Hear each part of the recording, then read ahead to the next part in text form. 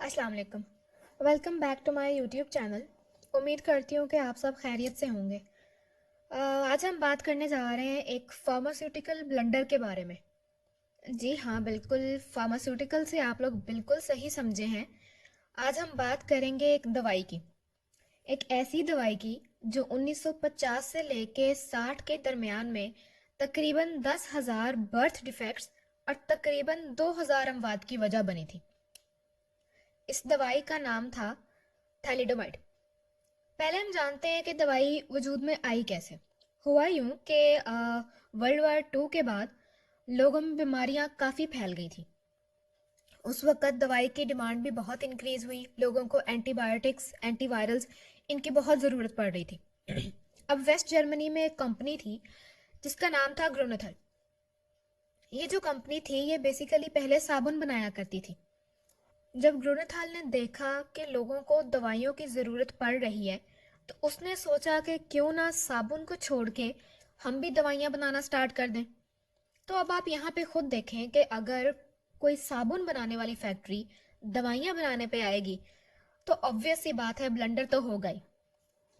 उन्होंने क्या किया, उन्होंने एक एंटीबायोटिक स्पेशलिस्ट को हायर किया जिनका नाम था हेनरिक मुएक्टर। ये जो थे ये जर्मन की आर्मी में काम किया करते थे और ये रिसर्च कर रहे थे एंटीबायोटिक्स की। इनका एक असिस्टेंट था विल्हेम कुंज। एक दिन क्या हुआ, वो एक रिएजेंट बना रहा था। उस रिएजेंट को बनाने के दौरान उनका जो असिस्टेंट था उसने एक बाय प्रोडक्ट को आइसोलेट किया।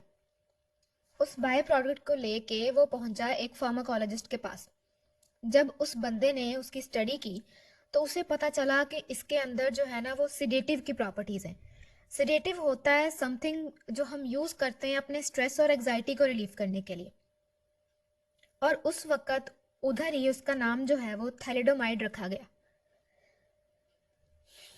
1953 में ये ड्रग बनी और 1956 में ही ग्रोनेथल ने इसको मार्केट कर दिया, इसको बेचना शुरू कर दिया।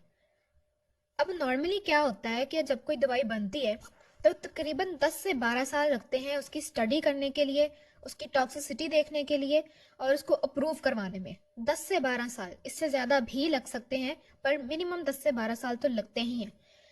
लेकिन थैलिडोमाइड के केस में ऐसा नहीं हुआ था। सिर्फ 3 साल, मैं आपको बताया 1953 में बनी, 1956 में ये मार्केट हो गई। 3 साल में उन्होंने जो स्टडी की थी वो उन्होंने सिर्फ जानवरों पे की थी और जानवरों में भी सिर्फ रोडेंट्स मतलब माइस, रैट्स, चूहे, इन पे स्टडी की जाती है फार्माकोलॉजिकल स्टडी, या इसके अलावा रैबिट्स यूज होते हैं। लेकिन उन्होंने जो है वो इसकी स्टडी सिर्फ रैट्स में की थी। और अनफॉर्चुनेटली हुआ यूं कि जितने भी रैट्स थे वो अगर मेल या फीमेल जो भी थे उनमें से कोई भी फीमेल अगर हुई तो प्रेग्नेंट नहीं थी। ये सबसे बड़ा इशू यहाँ पे ये आया कि उनमें से कोई भी फीमेल जो थी रैट वो प्रेग्नेंट नहीं थी। ग्रुनेथल ने जब अपनी दवाई मार्केट कर दी, उस वक्त के माहौल के हिसाब से लोग डिप्रेस थे, लोगों के पास नौकरी नहीं थी, पैसा नहीं था, तो लोगों ने मेडिसिन लेनी शुरू की। उनका जो स्ट्रेस था, उनकी जो एग्जाइटी थी वो रिलीफ होना स्टार्ट हो गई, उन्हें सुकून मिलना स्टार्ट हो गया। अब हुआ यूं कि मार्केट करने के बाद भी वो फार्माकोलॉजिस्ट उसको जो है वो स्टडी करता रहा बाय प्रोडक्ट को। उसके अंदर उसे पता चला तो इसके अंदर एक ऐसी प्रॉपर्टी भी है जो आपके नोजिया को, आपकी मॉर्निंग सिकनेस को दूर करने की काबिलियत रखती है। नोजिया होता है एक ऐसी कंडीशन जिसमें पेशेंट को या किसी भी पर्सन को उल्टी आ रही होती है, कह आ रही होती है, लेकिन उसे आती नहीं है, मतलब दिल घबराना, इस तरह की कंडीशन उसकी होती है। और मोस्टली प्रेग्नेंट लेडीज़ में ज़्यादा होता है कि उनके अंदर वो सुबह को उठती हैं, उनको मॉर्निंग सिकनेस होती है, मतलब उनको कह आने का जी करता है, उनका जी दिल मचलाता है, इस तरह से। तो जब ग्रेनेथॉल को पता चला कि हमारी जो मेडिसिन है थैलिडोमाइड, इसके अंदर ये प्रॉपर्टी भी है, ये प्रेग्नेंट लेडीज इसको यूज़ कर सकती हैं, उन्होंने बिना सोचे समझे, बिना कोई टेस्टिंग किए किसी भी प्रेग्नेंट लेडी पे, किसी प्रेग्नेंट एनिमल के ऊपर उन्होंने अपनी ड्रग मार्केट कर दी और ये कहा कि ये मॉर्निंग सिकनेस को ट्रीट करने के लिए एक वंडर ड्रग है। जब ड्रग मार्केट में आई तो फीमेल्स जो थी प्रेग्नेंट उस वक्त में, उन्होंने वो मेडिसिन लेना शुरू कर दिया। उनकी जो मॉर्निंग सिकनेस थी, उनका जो नोजिया था वो ठीक होने लग गया। अब हुआ ये, जब उनके बच्चे पैदा होने लगे, जिन जिन ने ये मेडिसिन ली हुई थी, उनके अंदर काफ़ी डिफेक्ट्स थे बच्चों में। मतलब उनके लिम्स, जैसे उनके हाथ और पाँव बहुत छोटे थे, पूरी तरह डेवलप नहीं थे। उनके कान, उनकी आंखें, उनकी बॉडी के काफ़ी हिस्से जो हैं वो डेवलप नहीं थे। और ख़ास तौर पे उनके जो इंटरनल ऑर्गन्स थे वो भी सही से डेवलप नहीं हुए थे। तो जब लोगों ने इस चीज़ को देखा, उन्होंने कहा कि भाई ये इन औरतों ने थैलिडोमाइड ली है, ये इसी की वजह से बच्चों के अंदर जो है वो डिफेक्ट्स आए हैं। लेकिन ग्रोनेथल ने इस बात से इनकार कर दिया। उसने कहा कि नहीं, हमारी मेडिसिन में कोई इशू नहीं है।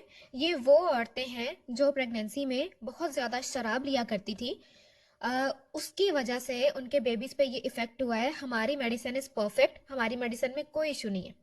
इसी तरह करते करते 1959 आ गया, और तब तक तकरीबन 46 कंट्रीज थी जो ये मेडिसिन यूज़ कर रही थी, जिनमें प्रेग्नेंट लेडीज़ ये मेडिसिन यूज़ कर रही थी, जिसकी वजह से बहुत सारे बच्चे जो हैं वो अब नॉर्मल पैदा हो रहे थे। कुछ जो हैं वो पैदा होने से पहले उनकी डेथ हो रही थी, कुछ की पैदा होते डेथ हो रही थी। और जो लोग सरवाइव कर रहे थे वो मजबूर थे अपनी सारी ज़िंदगी किसी दूसरे पे डिपेंड करने के लिए, बिकॉज उनके साथ क्रॉनिक डिसेबिलिटीज़ थी जो किसी भी तरह से ट्रीट नहीं की जा सकती थी। ऐसे ही करते करते 2 साल तक 1961 में लोगों के दबाव में और मीडिया के दबाव में आके इस मेडिसिन को जो है वो मार्केट से हटा लिया गया, विड्रॉ किया गया, और इसे नाम दिया गया एज अ टेराटोजेनिक ड्रग।